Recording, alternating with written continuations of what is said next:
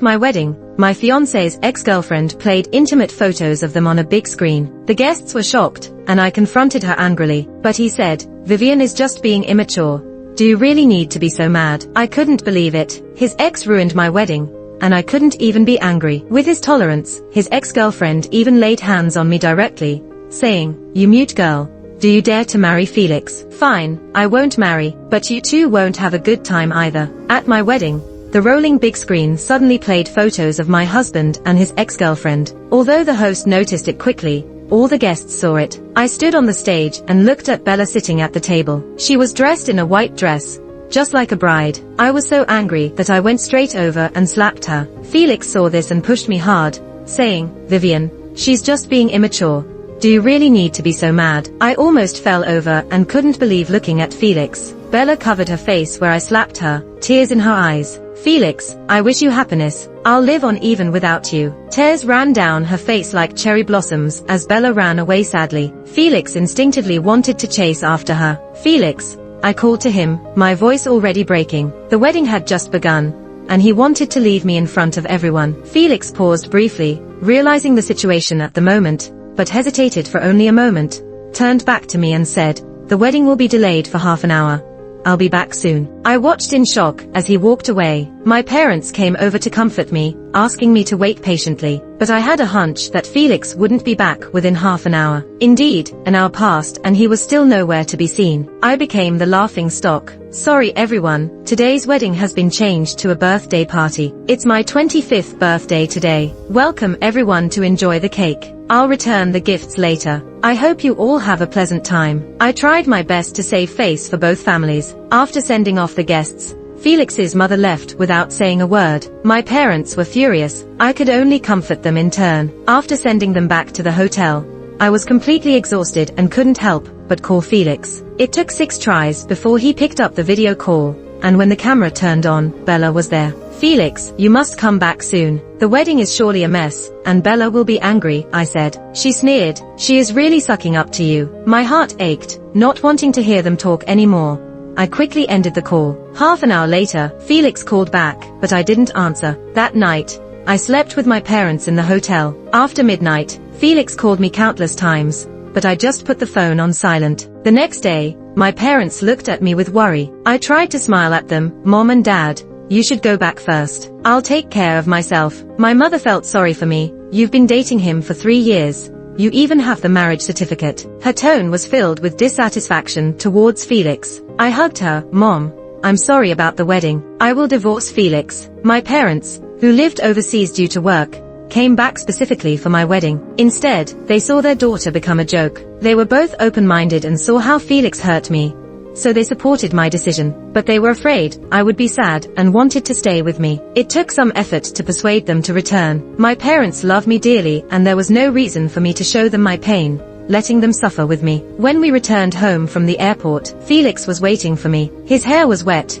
wearing a suit, looking like he had just showered and changed clothes. "Bella, this is for you." He handed me a box containing a sapphire necklace. I silently looked at him. Many times before, when he made me angry, he would give me jewelry, like slapping me and then giving me a sweet. I used to like it and let him coax me, but everything changed since last night. "It's too valuable. I can't accept it," I said. Felix smiled dismissively. "We are already married. What's mine is yours. Why can't you accept it?" I stared straight at him. He finally relented. "I'm sorry, my wife. I was wrong last night. You know, I've been with her for 6 years. She couldn't accept our marriage all of a sudden. I was afraid she couldn't handle it." "So what? You just abandoned me?" I questioned. Felix frowned impatiently. "I've explained it to you. What else do you want?" My heart dropped to the bottom of the valley. "I need an apology." "What? Yesterday's big screen? Bella must have set it up to embarrass me on purpose. I'm sure she provided the photos too. She hurt me. Shouldn't she apologize to me?" Felix looked unhappy. "Vivian,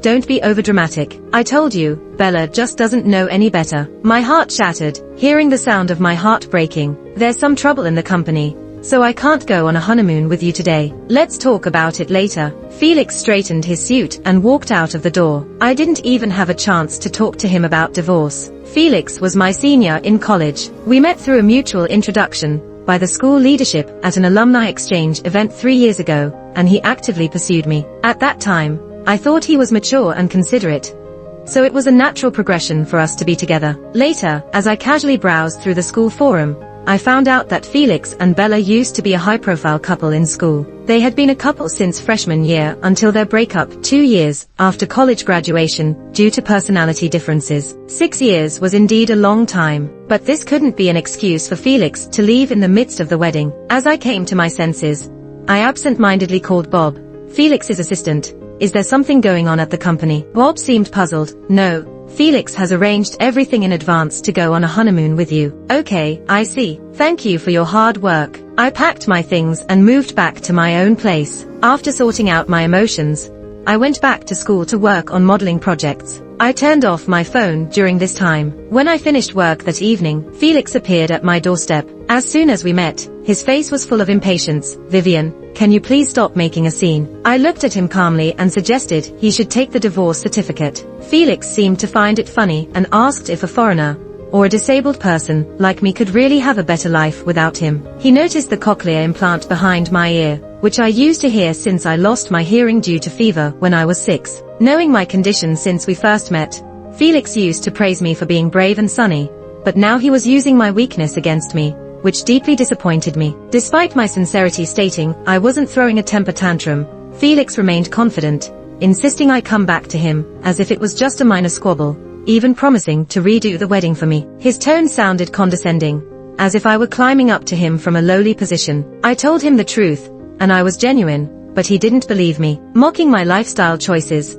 Felix asked if my clothes were bought from a supermarket, pointing out how I never wore branded clothes even during our 3-year relationship, or carried anything but canvas bags. He even mentioned my parents' simple outfits at the wedding, making assumptions based on my economic background and physical disability, implying that my desire for divorce was just a tantrum. It made me laugh at the absurdity of his words. Moving from China back to my home country at a young age, where people valued comfort over brand names, I never cared much for designer labels. As for bags, I genuinely favored practical canvas bags for their simplicity and eco-friendliness. I never thought Felix would elevate my life choices to represent my entire upbringing. It was almost laughable. Who says you have to be flashy just because you have money? I'll be at the office tomorrow at 9 waiting for you. We'll go to the civil affairs office together. We didn't see eye to eye on life perceptions, so I chose not to say more as I opened the door and entered my home. Just as Felix tried to follow me inside,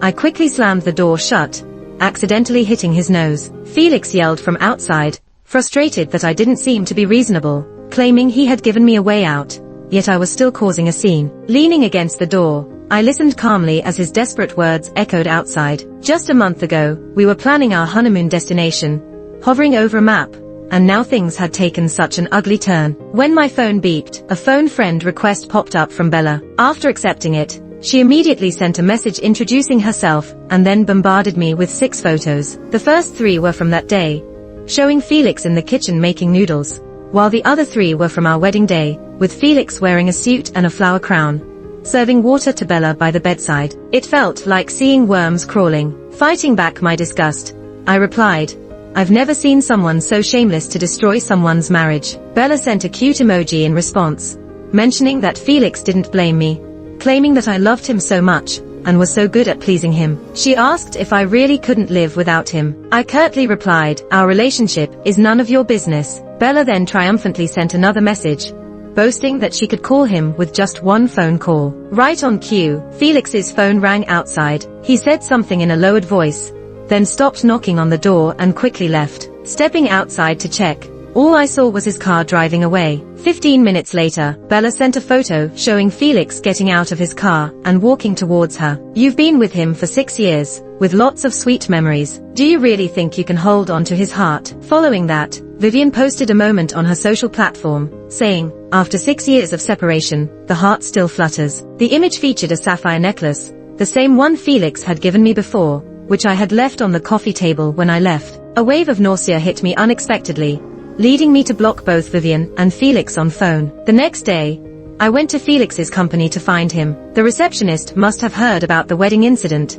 Her eyes filled with pity as she looked at me, but I remained unfazed. Calling Felix went unanswered, so I asked Bob to tell him I was waiting for him in the lobby. 2 hours later, Felix lazily made his way down. Upon seeing me, his impatience was evident as he commented, "Bella, being so dramatic will only make it worse for yourself." With a no-nonsense attitude, I told him, "Let's get a divorce. I don't want to talk more with you." Many employees passed by, overhearing my declaration. Perhaps feeling embarrassed, Felix agreed to the divorce. I had driven there, so I personally took him to the Civil Affairs office. The atmosphere in the car was tense, and I didn't spare him a glance throughout the journey. Eventually realizing my seriousness, Felix's tone softened as he pleaded, "Wife, I know I was wrong. Give me another chance, please." He reached for my hand, but I avoided his touch. With a pair of deep affectionate phoenix eyes, now looking crestfallen, he had been the center of my future for the past 3 years. Yet, he had managed to hurt me deeply. Intentionally avoiding his gaze, I ignored him. At a red light,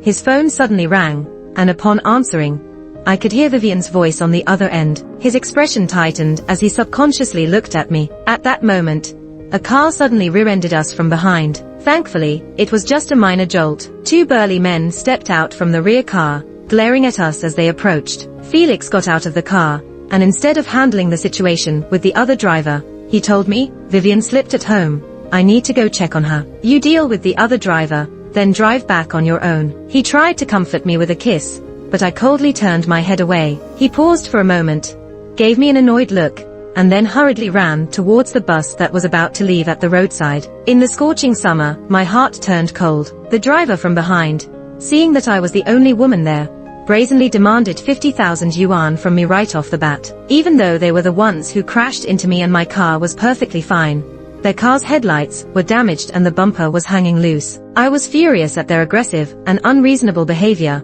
and insisted on calling the police. Suddenly, a bald man took a large wrench from under a car seat and unexpectedly swung it at me. I swiftly dodged backwards, only to be forcefully pushed down by another burly man who got off the same car. I fell to the ground unprepared, feeling a sharp pain in my abdomen and a warm flow trickling down my leg. At the same time, the wrench struck my back. The intense, dull pain mixed with the twisting pain in my abdomen made my consciousness blur. Seeing me laying on the ground bleeding, the responsible party, fearing the consequences, drove away in a panic. A kind-hearted passerby called 120 and reported the incident to the police. In the hospital, I was informed of a threatened miscarriage. The condition of the fetus was critical. If I wanted to keep the baby, I needed to be hospitalized immediately to protect the pregnancy. If not, I would have to undergo a surgery to ensure a swift recovery. Please arrange the surgery for me, doctor. On the 4th day of my hospitalization, I coincidentally met Bob. He mentioned that his mother needed a hysterectomy. That evening, Felix arrived disheveled and found me, and not just him, Vivian came too.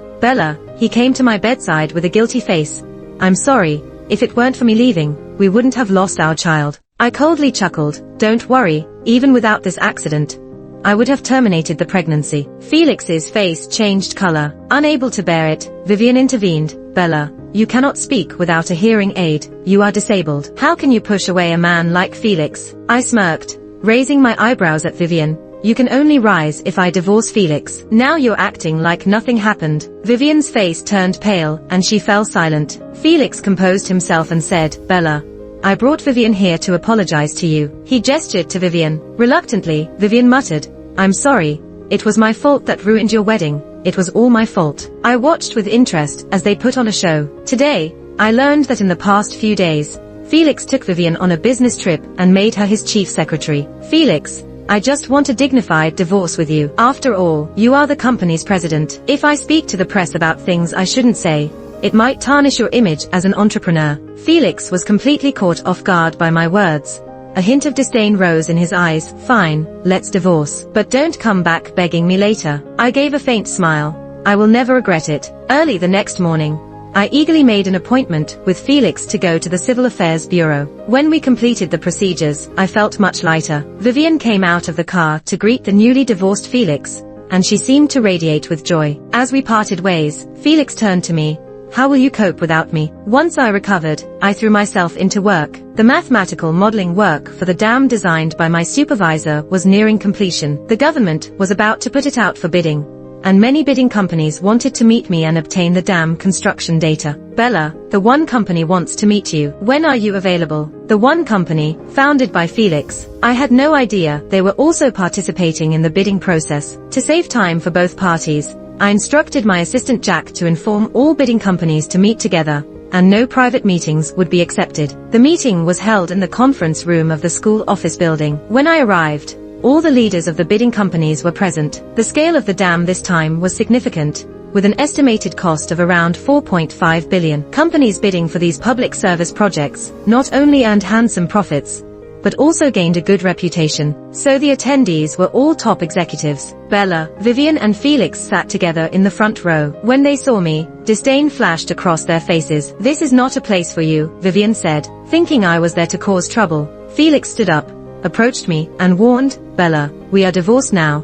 Don't mess up my business." I chuckled. "Felix, 2 months apart, and you're still so arrogant." Felix stared at me warily. Jack came over. "Felix, please take a seat first. Bella will explain everything. No private meetings will be accepted." Felix was puzzled. Jack introduced me to everyone. "Hello everyone. This is my PhD advisor Bella. She is the chief engineer in charge of the mathematical modeling for this dam project, and she will share the relevant data with you all." Felix and Vivian's expressions changed instantly. As they stared at me in shock, I walked to the podium and began to explain the data. When the meeting ended, Felix rushed over to me. "You're the chief modeling engineer. How old are you?" I calmly asked back. "Felix, don't you know there's such a thing as a prodigy? My father is a renowned figure in the field of mathematics, and my mother has a great reputation in the construction industry. Influenced by them from a young age, I have had a passion for math. I skipped grades to obtain my PhD. After graduating in China, I followed my parents' advice to return to the country to work as a doctoral supervisor in a university, while taking on some mathematical modeling work. Perhaps my lifelong passion for mathematics made Felix my first love. With no experience in love, I failed to notice Felix's various neglects in our relationship. He never inquired about my family background, never cared about my work, and never involved me in his social circle. Looking back now, the sweetness was actually paired with indifference. Fortunately, I have nothing to do with him anymore. I turned and walked away. From behind, Vivian questioned, "She must be faking it. Isn't she only 25? She's several years younger than us. Who is she trying to fool?" To celebrate the successful completion of my work, the school leaders hosted a dinner party in the evening. Coincidentally, I ran into Felix. He was dressed sharply, escorting a group of elite people. When he saw the school leaders and came to our table to say hello, he looked surprised to see me there. The school leader, who had introduced me to Felix before, happened to be present as well. As Felix sat down at the table, the school leader started chatting. "Felix, I know Bella is a talented young lady. I introduced her to you with high hopes. You two have been dating for 3 years. And I was happy to see things working out. But I never expected you to be confused at the wedding. Do you know that she is actually a PhD lecturer hired by the school at a high salary?" Felix looked bewildered. "She is so young. I always thought she was just an exchange student." The school leader frowned. "Who said she was an exchange student? She is a mathematical modeling expert, has developed multiple projects, holds several patents, which can support her for several lifetimes, and both her parents are renowned professors." Felix's face was full of disbelief. I, on the other hand, felt self-deprecating, as Felix seemed to think I had shortcomings, and must be academically mediocre due to my plain dressing style, assuming I was a poor exchange student. "Teacher, Felix and I are no longer together. Let's not talk about the past," I said. At the end of the gathering, Felix insisted on driving me home. Politely, I declined and hailed a taxi instead. However, upon reaching home, I found Felix had arrived before me and was standing at my doorstep. "Honey," he greeted me as if forgetting that we were divorced. I looked at him calmly, mocking him with a slight smile. "Felix, we are divorced." Felix tried to hold my hand, but I dodged it like avoiding germs. "Honey, I regret it. I can't seem to get over you in these 2 months. Can we get back together?" I found it amusing. When we divorced, he said I would regret it. But now, it seems he's the one regretting it. Whether his feelings were genuine or he had ulterior motives, I couldn't tell anymore, and I didn't care to find out. I had no intention of turning back. I firmly refused him. In the following days, Felix kept appearing in my life. When I was in the laboratory conducting experiments, he would wait outside with a bouquet of flowers. During my classes, he would sit like a docile student, gazing at me. He even showed up in front of my house in the morning with breakfast. I found his persistent presence annoying. When Felix showed up in front of me again, I confronted him directly. I won't interfere in the bidding process. It's all up to the strength of the one company. Felix's expression faltered. Bella, I truly regret it. And it has nothing to do with the bidding. After a brief silence, I looked up, my gaze calm but resolute. But I don't love you anymore. Felix's eyes dimmed, and he didn't come to see me that day. However, that night, I received an unfamiliar call. Vivian was crying over the phone, asking me to pick up Felix from the bar and take him home. I found it strange and hung up directly. The next day, Vivian came to the school to find me. She pressured me, insinuating that I could easily influence the bidding process through my connections, and suggested that I should help Felix due to the love we once shared. Feeling helpless, I left as it was time for my class. Vivian, in a desperate move, warned me that I would regret not helping. I stopped in my tracks, turned back to look at Vivian, and seeing the resentment in her pretty face, I smiled. Since they were determined to make my life difficult, I decided to strike first. Before I entered the classroom, I posted the conversations Vivian sent me online, along with her and Felix's photos. By acting swiftly, I not only debunked the rumors she spread, but also exposed her and Felix. With this incident, the chances of the one's participation in the bidding process seemed faint. Soon, the school was set to celebrate its anniversary. I followed Jack's advice and bought some nice clothes at the mall. On the day of the celebration, I wore a formal white evening dress and joined my fellow alumni for a joyous time. A figure approached me, and Felix's eyes settled deeply on me. Bella, you look beautiful, he complimented me. I raised an eyebrow in response. I knew I wasn't bad looking, just that I didn't put much thought into grooming or makeup. Felix's expression softened a bit as he explained that the rumors were spread by Vivian without his knowledge. I shrugged indifferently, saying, doesn't matter, I still got back at you guys. Vivian had posted on the school forum, claiming that I abandoned my fiancé of 3 years after achieving success, exploiting him, and spending his money all along. In return, I exposed her involvement in ruining my wedding and Felix's affair. Jack also posted my achievements to prove that I was successful before meeting Felix, and had millions in savings before. I had evidence, including photos of them staying in a hotel, with the dates coinciding with my hospitalization for a miscarriage. This move silenced the toxic duo. Felix looked regretful, asking if we could still go back. I pretended to be surprised, recalling how he claimed to be deeply in love with Vivian for 6 years. You regret it, Felix? Can you give me another chance? He is a young man with deep and powerful eyes, his bright features still retaining a touch of childishness. It's you. I was surprised. Bella, he shouted excitedly. The school leaders looked at each other and asked me, Bella, do you know David? I smiled at David. We actually met when we were in our teens. My parents thought the math progress in my current school was slow, so they sent me to a tutoring class in China during winter and summer vacations. We met at the tutoring class, and later met again at an international Olympiad math competition. After that, with my busy doctoral projects, I lost contact with him. David was much more excited to see me, coming forward to give me a tight hug. It's so great to see you. I was happy too. After all, this time the school leaders were not wrong. David was indeed a remarkable student. While we were chatting and having fun, Felix, who had been standing by, had a grim look on his face, but no one paid him any attention. Since I posted the incident with him and Vivian on the forum, his reputation took a nosedive. Even those teachers, who had been proud of him before, denied ever teaching him, including the school leaders.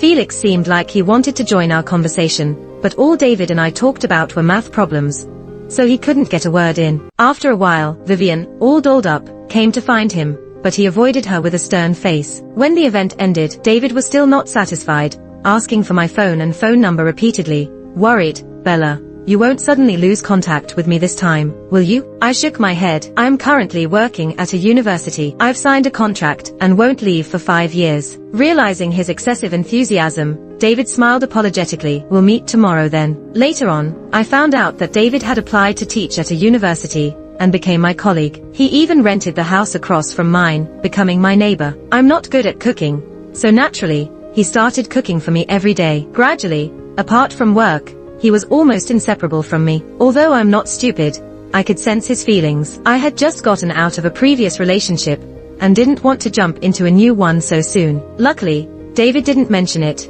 just discussing math problems with me every day. I found this kind of life great, but Felix was still lingering around. The one corporation lost the qualification to participate in the bidding for the dam project, which hit Felix hard. I heard from colleagues that he spent a week drinking in a bar and even broke up with Vivian. I am a straightforward person. Since he's divorced, I don't care about his affairs. I just want to focus on my research. But beneath the calm surface, there was an undercurrent brewing. When the accident happened, I was walking out of the elevator, as usual, when a man in a grey jacket suddenly approached me with a long knife, and I instinctively dodged. I frantically dodged left and right in the narrow elevator. It's all because of you. It's all because of you. You took my place. I recognized him as one of the PhD candidates hired with me. He studied at MIT and worked on mathematical modeling at a university. However, the school leaders said he lacked imagination and couldn't handle the modeling work. You idiot. Go to hell. He swung the long knife towards me again, and this time, I was cut on the arm, blood gushing out instantly. I called for help, but there was no one around. As he swung the knife for the third time towards my head, a man in a suit rushed over and pushed him aside. Bella, run now. For a moment, I was stunned. The assailant's eyes were bloodshot, and he wrestled crazily with Felix. I saw the janitor appear at the elevator entrance, rushing out and grabbing her mop to strike the attacker. The attacker turned around in pain, glaring at me with a pair of bloodshot, murderous eyes, as if he wanted to devour me. Felix held him tight, preventing him from breaking free to harm me. Just then, the chilling sound of the knife entering Felix's abdomen made my scalp tingle. Almost instantly, blood oozed from the corner of Felix's mouth, but he still looked at me with a smile on his face. My blood ran cold, almost forgetting the danger. Thankfully, the school security guards rushed in and stopped the attacker's madness. As we waited for the ambulance, I pressed on Felix's wound. Felix, don't die, please. Felix weakly squeezed my hand, his eyes fixed on mine. Bella, can you forgive me? I calmly replied, you can only earn my forgiveness by staying alive. Felix was rushed to the hospital for emergency treatment. The PhD candidate was arrested by the police. When David arrived, I was standing in front of the operating room, covered in blood. Your arm. I glanced at the arm wrapped in bandages, already disinfected and stitched up. It's okay. David stared at me with concern in his eyes, his gaze fixed on the lit-up operating room worriedly. After a long 5 hours, the exhausted doctor came out. The patient's will to survive was still there. As long as the next 24-hour critical period was safely passed, everything would be fine. David and I both breathed a sigh of relief. Just as we were about to leave after arranging for a caregiver, Bob and Vivian rushed over. Upon seeing me, Vivian tried to come over and slap me, but was stopped by David, grabbing her wrist. Vivian screamed in anger, you witch, isn't Felix's suffering enough because of you? He risked his life for you,